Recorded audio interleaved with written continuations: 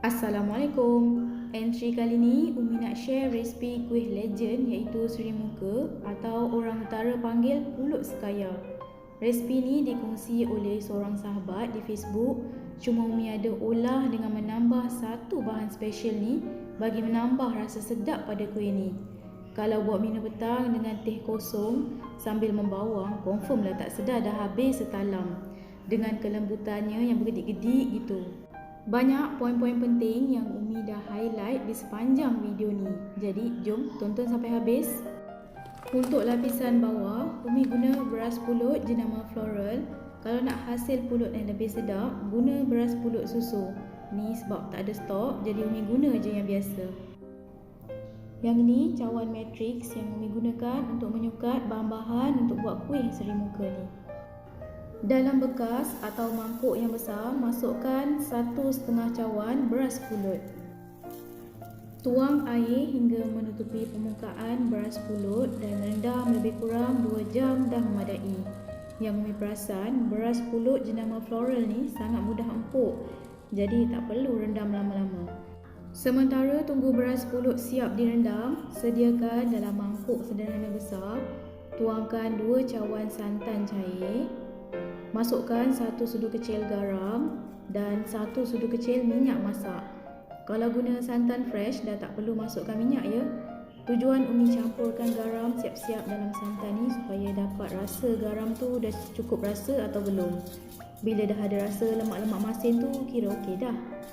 Fungsi Umi letakkan minyak pula untuk melembutkan beras pulut. Sediakan loyang saiz 7 inci, sapukan sedikit minyak masak di permukaan loyang. Lapikkan dengan plastik, bahagian atas plastik pun sapukan sedikit je minyak. Tujuannya supaya senang kita nak gemburkan pulut lepas siap masak. Jadi tak adalah yang melekat-lekat di plastik. Masukkan beras pulut yang dah direndam tadi. Rata-ratakan guna sudu. Masukkan pula adunan santan cair yang dah dibancur dengan sedikit garam dan minyak. Santan cair tu cukup sekadar menutupi sedikit je permukaan beras pulut. Ratakan menggunakan sudu biar adunan sebati. Campakkan sehelai daun pandan yang disimpul dan kukus beras pulut lebih kurang 25 hingga ke 30 minit guna api sederhana besar. Pastikan air kukusan dah betul-betul mendidih baru kukus supaya cepat beras pulut masak. Sementara tunggu siap kukus, bolehlah siapkan lapisan atas. Dalam blender, masukkan 2 cawan santan pekat. Yang ini Umi guna 2 kotak santan. Tambahkan sedikit air hingga dapat 2 cawan. Gunting kecil-kecil 5 hingga ke 6 helai daun pandan. Masukkan setengah sudu kecil jintan manis dan kisar halus. Tapis bahan kisar tadi. Tujuan Umi masukkan jintan tu untuk menghasilkan bau wangi pada kuih. Selain ia mampu menghilangkan hanyir telur. Jadi tak perlu dah letak esen vanila. Gantikan je dengan sedikit jintan manis dah mencukupi bagi membangkitkan aroma wangi pada Seri Muka kita. Masukkan 1/3 cawan gula pasir, 1 sudu kecil garam, beberapa titik berwarna hijau dan inilah bahan special yang Umi add on iaitu coconut pandan Himalco. Masukkan dalam 1 sudu besar. Tujuannya bagi menaikkan lagi aroma wangi pandan dan lemak-lemak gitu pada Seri Muka kita. Gaul biar semua bahan-bahan sebati.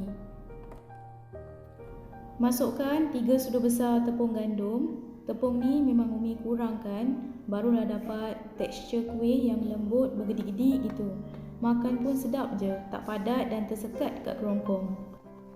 Masukkan 5 biji telur, tak kisah boleh je guna grade A atau B. Kacau sebati dan ketepikan dahulu. Okey, pulut pun dah siap masak. Umi guna senduk nasi ni je untuk gembur dan ratakan. Buang daun pandan dan gembur-gemburkan pulut waktu panas-panas tu.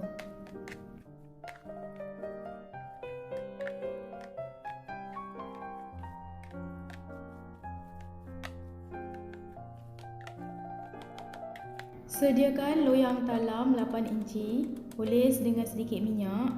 lapik plastik talam. Plastik ni boleh dapatkan di kedai-kedai bakery.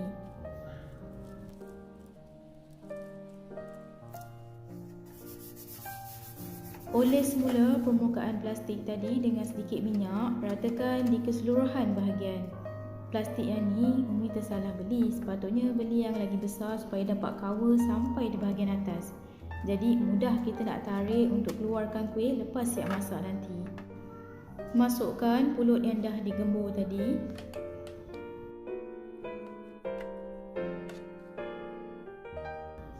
Ratakan dan tekan biar betul-betul padat ya, supaya lapisan hijau di atas nanti tak meleleh sampai ke bawah.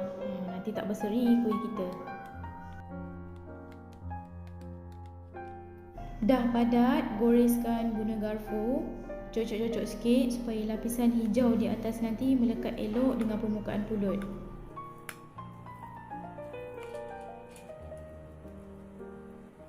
Seterusnya, sediakan periuk sederhana besar, tapis lapisan hijau yang kita dah bancuh tadi. Tujuannya supaya adunan tak berketul dan tali pusat telur tu dapat diasingkan, sebab tali pusat tu lah punca utama penyebab bau hanyir pada kuih. Jadi kena buang ya. Kalau nak buang siap-siap masa pecahkan telur pun boleh. Pada yang tak kenal lagi, biasanya ia bertali putih-putih sikit melekat di bahagian kuning telur. Itulah tali pusat dan perlu dibuang ya.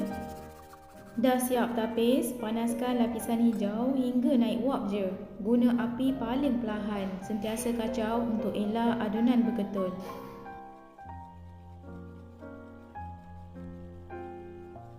Bila dah naik je wap, terus tutup api. Tak perlu tunggu sampai adunan tu pekat, sebab potensi untuk kuih merekah dan berkedut lepas masak sangat tinggi. Tuang adunan hijau perlahan-lahan atas pulut. Kalau ada bubble udara, pecahkan guna lidi sate. Tujuannya supaya permukaan kuih kita licin. Yang ini Umi tak hilangkan betul-betul sebab nak cepat. Jadi nanti anda hilangkan bubble tu betul-betul ya untuk dapatkan permukaan kuih yang licin. Ini tips yang pertama. Pastikan air kukusan dah betul-betul mendidih baru kukus. Kukus lebih kurang 40 minit atau sehingga kuih masak sepenuhnya. Gunakan api sederhana besar. Jangan guna api besar sangat, nanti jadi ombak rindu pula kuih kita. Tips kedua, untuk dapatkan permukaan yang licin, setiap 7 minit buka penutup kukusan, lapkan wap-wap yang ada.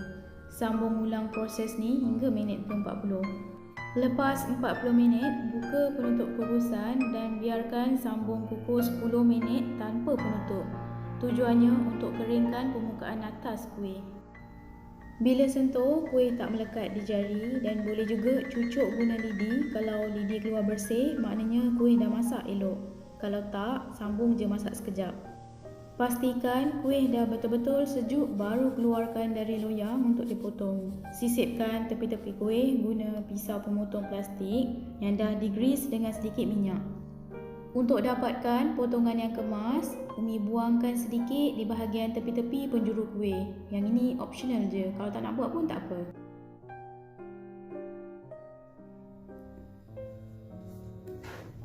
Umi guna pembaris talam untuk dapat potongan yang sekata dan sama besar. Ukur dan potong menegak, kemudian melintang bagi mendapatkan bentuk segi empat sama. Yang ini terpulanglah ikut kreativiti masing-masing.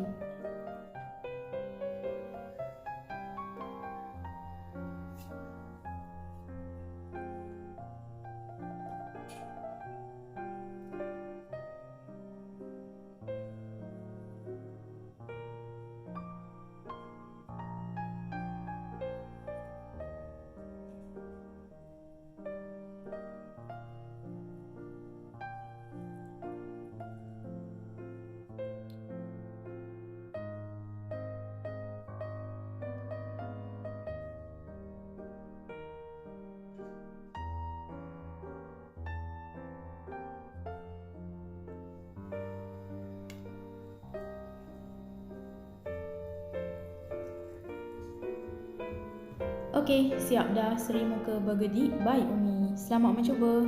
Banyak lagi resipi-resipi menarik di channel ni. Jom subscribe, like, tekan lonceng dan tolong share-sharekan ya. Terima kasih.